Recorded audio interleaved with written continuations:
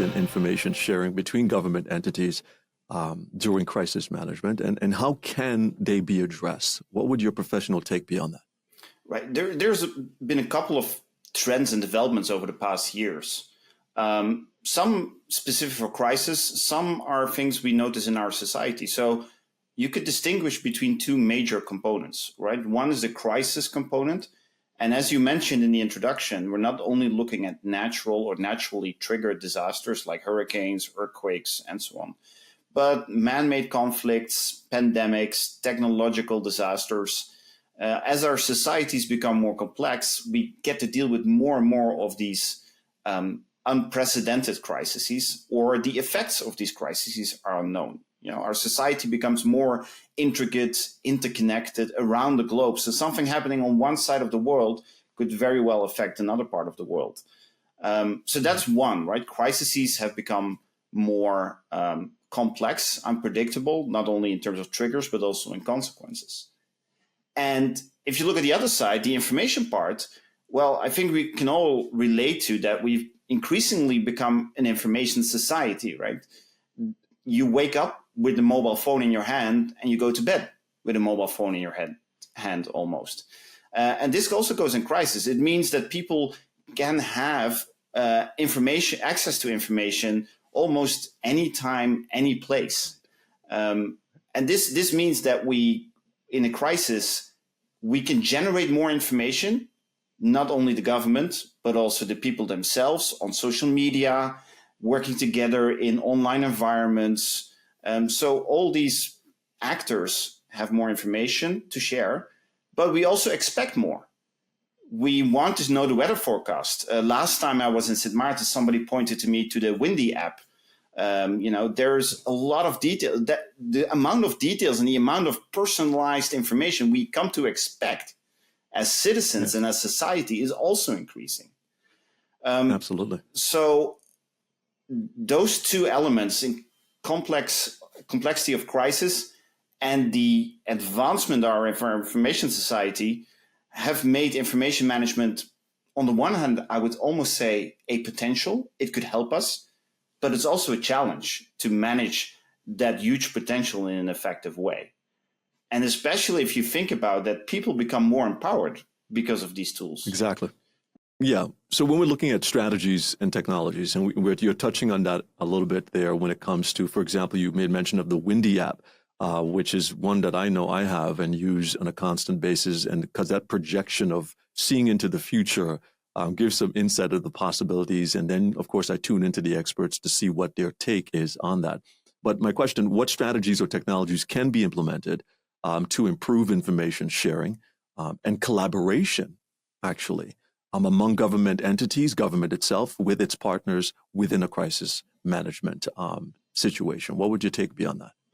Well, first, I think the point you mentioned here at the end, collaboration is key, right? If we think about large-scale crisis situations, we have a tendency to look at the government that should take care of us. But we should remember that the government is us. They're also people. And I would say this especially goes for Sint Maarten. In a crisis, almost by definition, is what overwhelms the existing resources. So this means that whatever resources we have at our disposal are not enough to deal with the situation, which means that citizens, companies, other actors have to come in and fill that gap. And this happens in every crisis where communities, citizens are taking action. Now, the challenge when it comes to information management is that these two should be connected. We want to know what our communities doing, organizing, and what do they need? What is the government doing and organizing, and what do they need? Where do they overlap? Where could we create synergies? Where can we avoid duplication? And where are gaps that we're not addressing? So in that sense, information management and coordination are really closely linked, because only if you know what someone is doing where and what the situation is, can you effectively mobilize your resources. And this also goes to, that's why I like the term you use, collaboration. It's not about just telling people what to do. It is fostering what the community is doing, creating a shared space where we can inform each other, not direct each other by telling this is what you should do, this is where you should go, but by showing people the information. It is, I'm always thinking about like driving on the road, right? It is not, a navigation system doesn't force you to follow the rules. It gives you advices. Go left, it will take this long. Go right, it will take this long. And you use your own judgment in comparison with that. So it is giving you the information so you can make the decisions. And as long as we are informing each other, that will help in a crisis.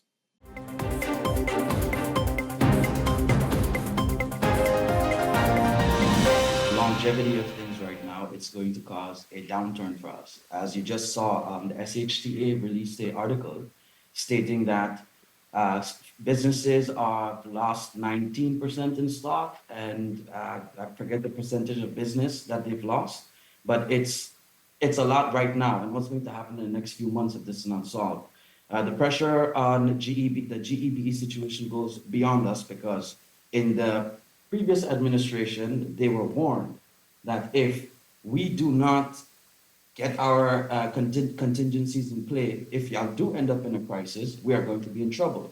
And it's just so sad that we inherited this, but as you said, we are working to find our solution, because as I just mentioned, down the line, as Minister of TIAC also mentioned the other day, we have an FCCA event in October where 900 people are coming, and I'll be very, not just me, we all will be in a position where no matter who's within the government, this island is going to look bad.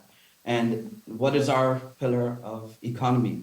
Tourism. And we have the Minister of TIAT over here, yet due to the political plays from the others and why we are in this position, we have not given the opportunity to show what we can actually accomplish. So back to the GEBE issue, not only do we have the issue of communication with the board, we also have an issue with,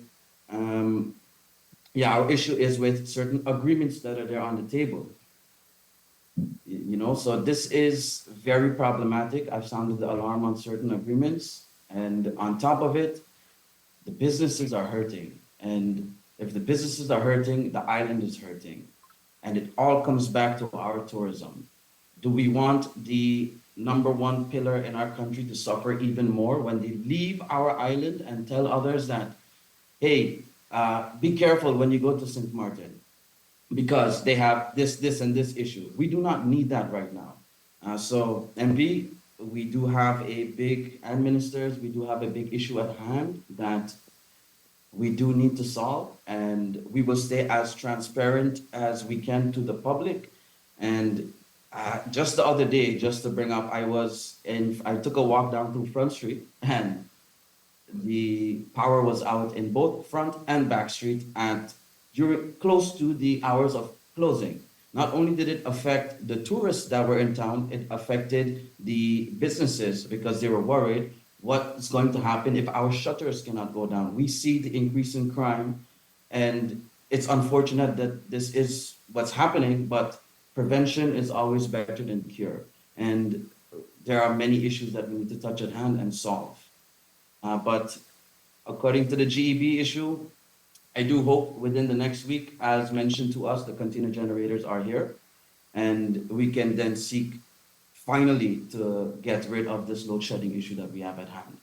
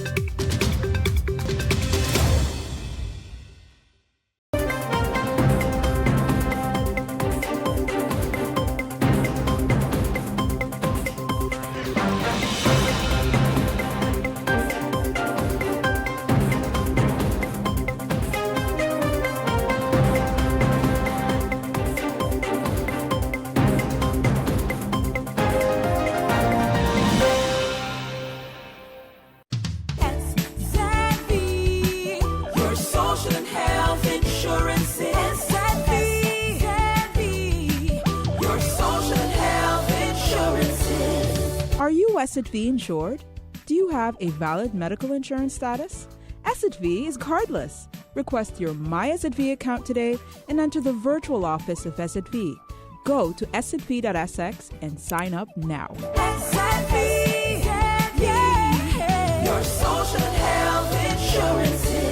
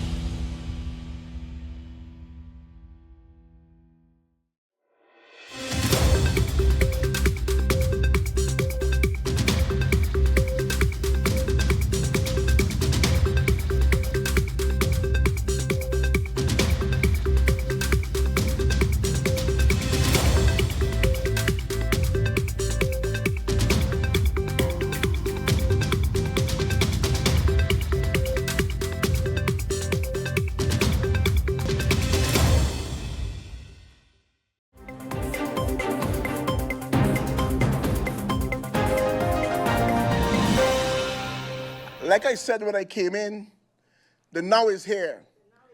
And we are here again. And we are here to tell the people of St. Martin, don't lose faith.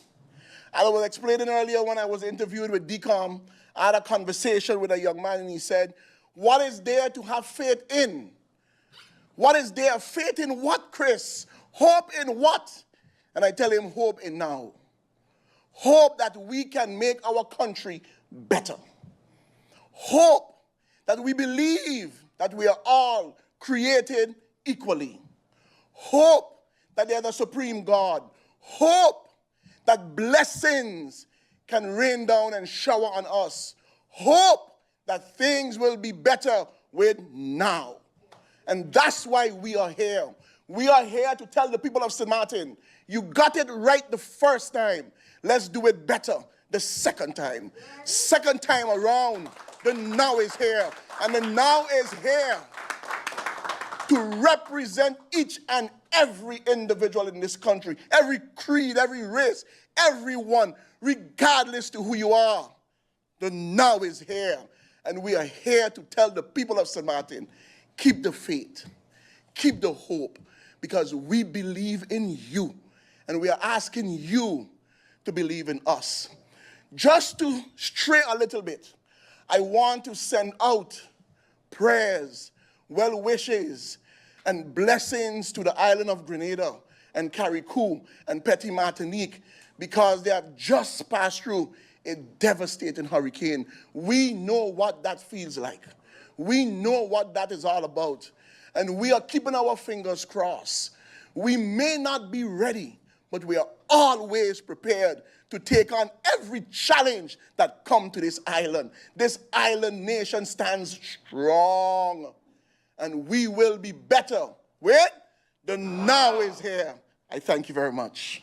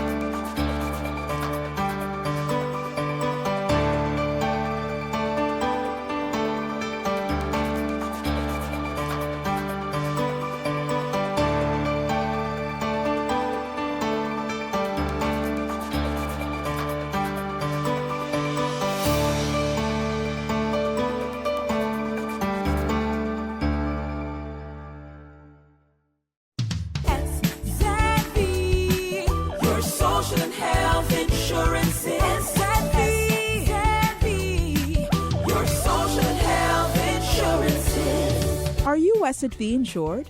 Do you have a valid medical insurance status?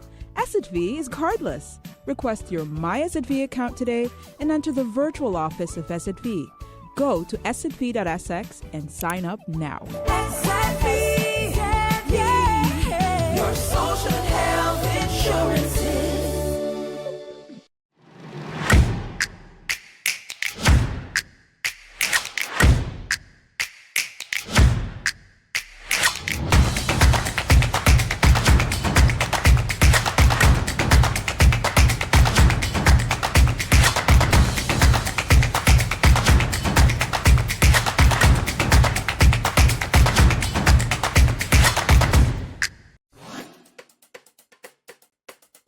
It's time for a new brand that is as bold, vibrant, and colorful as the island of St. Martin, with colors drawn from our diversity,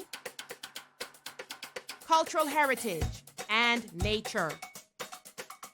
Our breathtaking beaches, waters, and sun, the majestic brown pelican, our national symbol, the radiant yellow sage, our national flower, the historic border monument signifying the Dutch and French sides, our exciting cruise, yachting, and boating ports, renowned Maho Beach and St. Martin Airport, the hub to the Caribbean. All these parts come together to create the shape of the island of St. Martin. More than a logo. It's a new brand that engages, excites, and will inspire travelers to book. It's time to tell the St. Martin story, to reintroduce travelers to St. Martin, to honor our past, to embrace our present, and shape our future. Our culture and diversity, Dutch and French sides, unrivaled cuisine, twice the nightlife, entertainment, and shopping, cruises, boating, and yachting, twice the adventure, exploration, and relaxation, splendid and scenic accommodations, Pinel, Tentamar, and island hopping in the Caribbean. Whatever your taste, St. Martin has more. Experience twice the Caribbean. St. Martin.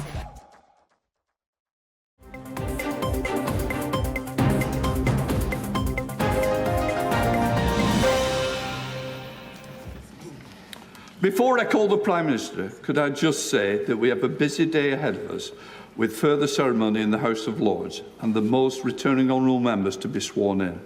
I therefore encourage speeches from Prime Ministers, the opposition and other leaders that I would discourage, that I would hope they can be quite brief today. And I do hope that members will respect that it is only leaders, and I'm sorry for other members that may wish to speak. But I've got to say a big thank you to the staff of this House for the way that they've ensured all new members, the way that they've been brought in and shown the way around. I hope the bodies and everybody involved has made a real difference. I've got to say, it is light years from '97 when I first came in, and may we continue with that. I now call the Prime Minister, Sir Keir Starmer. Mr. Speaker-elect, on behalf of the whole House, may I be the first to congratulate you on your re-election. Those of us here in the previous Parliament will always remember the wonderful support that you provided to the former Conservative member, Craig McKinley, and his inspiring battle to overcome his injuries from sepsis. All of those returning will remember, as I do, the speech he gave just a few weeks ago, which was inspiring and moving, and we wish him well. And I had the privilege on that occasion to meet his family and his young daughter. That support, Mr. Speaker-elect, was characteristic of your profound care for the interests and welfare of all members, especially backbenchers. And I'm grateful that new members will be able to look to you as they begin the great privilege of serving their constituents in this House. And may I too welcome each and every one of the new members who is here for the first time starting their great responsibility. May I also thank Sir Edward for presiding over this election and congratulate him on becoming the new father of the House. More than 40 years of continuous service. That is a stunning achievement.